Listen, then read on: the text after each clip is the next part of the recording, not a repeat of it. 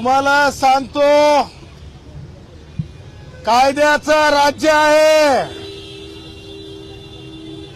राज ठाकरे म्हणतंय म्हणून किंवा उद्धव म्हणतंय म्हणून किंवा राष्ट्रवादी काँग्रेसचे वयोवृद्ध पुढारी शरद पवार म्हणतात म्हणून गलत काम महाराष्ट्र में, बम्बई में नहीं चलेगा. कानून के दायरे में सबको रहना पड़ेगा. आणि ज्या प्रकारे त्यांनी मोर्चाला नाव दिलंय, काय नाव दिलंय त्यांनी मोर्चाला? सत्य. काय म्हणले? आमचं म्हणणं आहे ढोंग्यांचा मोर्चा आहे. हा मोर्चा कुणाचा? ढोंग्यांचा. हा मोर्चा कुणाचा?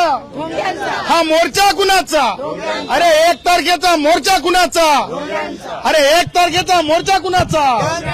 हा ढोंग्यांचा मोर्चा आहे. हा लबाडांचा मोर्चा आहे. हा बहुरुपयांचा मोर्चा आहे. हे फसवा फसवीचा मोर्चा आहे. आणि म्हणून ह्या ढोंग्यांनी जे आहे इतरांना ज्याप्रमाणे कायदे लागू आहेत, मोर्चा असेल, धरणे असतील, निदर्शनं असतील, मग इतर म्हणजे कोण? माझे पारधी भावांचा मोर्चा असेल, माझ्या कैकाडी भावांचा मोर्चा असेल, माझ्या वडार भावांचा मोर्चा असेल, माझ्या बंजारा भावांचा मोर्चा असेल, माझ्या धनगर भावांचा मोर्चा असेल, माझ्या वंजारी भावांचा मोर्चा असेल. त्याचबरोबर तुम्हाला सांगतो, माझ्या कुडमुड्या जोशी ब्राह्मणांचा मोर्चा असेल. त्यांना जो नियम आहे तो शरद पवारच्या मोर्चाला, उद्धवच्या, राज ठाकरेच्या मोर्चाला असला पाहिजे. ते हे काही कायद्यापेक्षा मोठे नाहीत.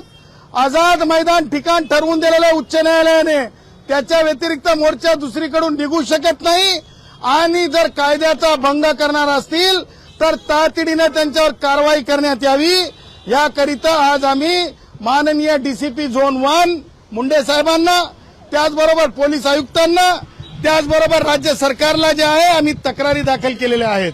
आणि हे तक्रारी दाखल करत असताना आम्ही महत्वाची एक गोष्ट याच्यात नमूद केलेली आहे.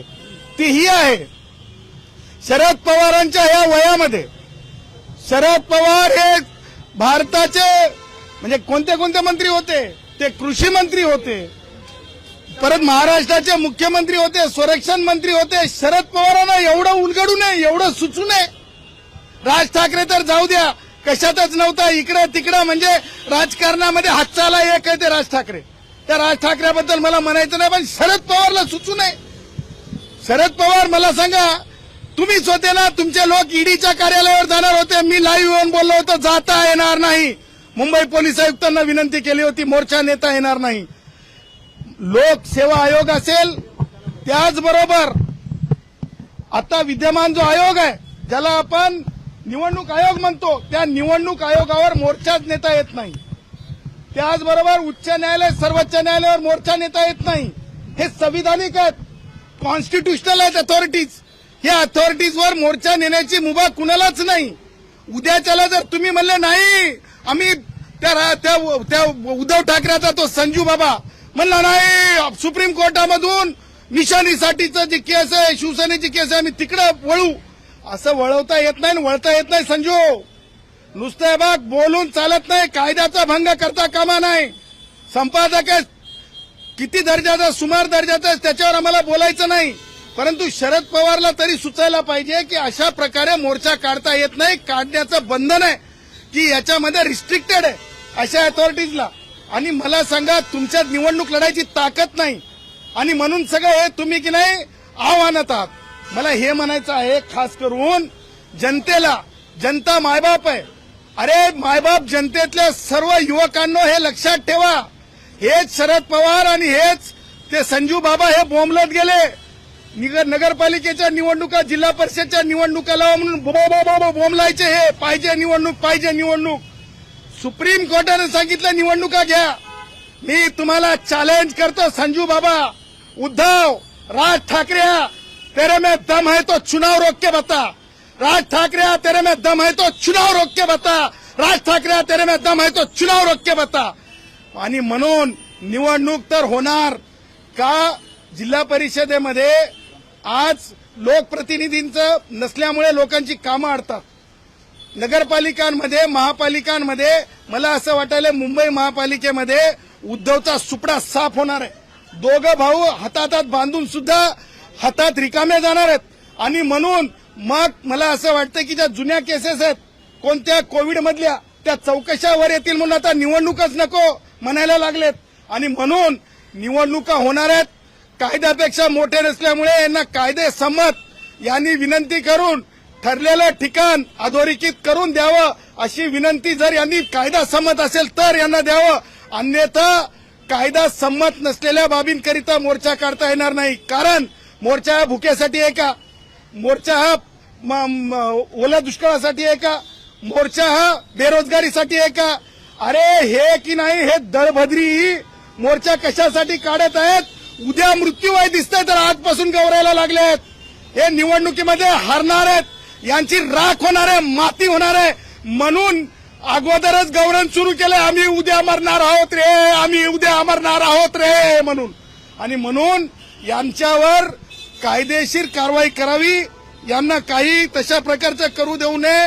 कारण टॅक्सीवाल्याचं पोट आहे, त्याच्याच बरोबर दिहाडी मजुराचं पोट आहे, व्यावसायिकाचं पोट आहे, जीडीपीला धक्का लागू शकतो।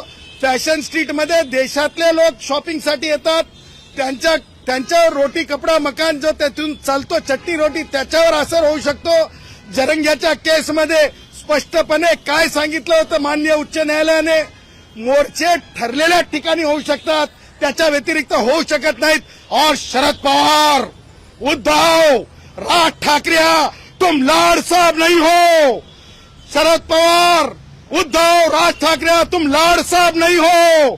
आणि लाड साहेब नावाची पद आता संविधानात नसल्यामुळे जे माझ्या पारधी भावाला लागू आहे तेच तुम्हाला लागू आहे आणि म्हणून असं असंविधानिक बेकायदेशीर कायदाबाह्य मोर्चा तर यांना काढू देऊ नये। आणि जर यांनी काढण्याची परवानगी मागितली आणि कायदा संमत असेल तर आझाद मैदानाच्या बाहेर जर हे कुरकुर करू लागले, डुरडूर करू लागले, डुरडूर करू लागले तर यांच्या कायदेशीर मुचक्या बांधा असं आम्ही या तक्रारींमध्ये म्हटलंय।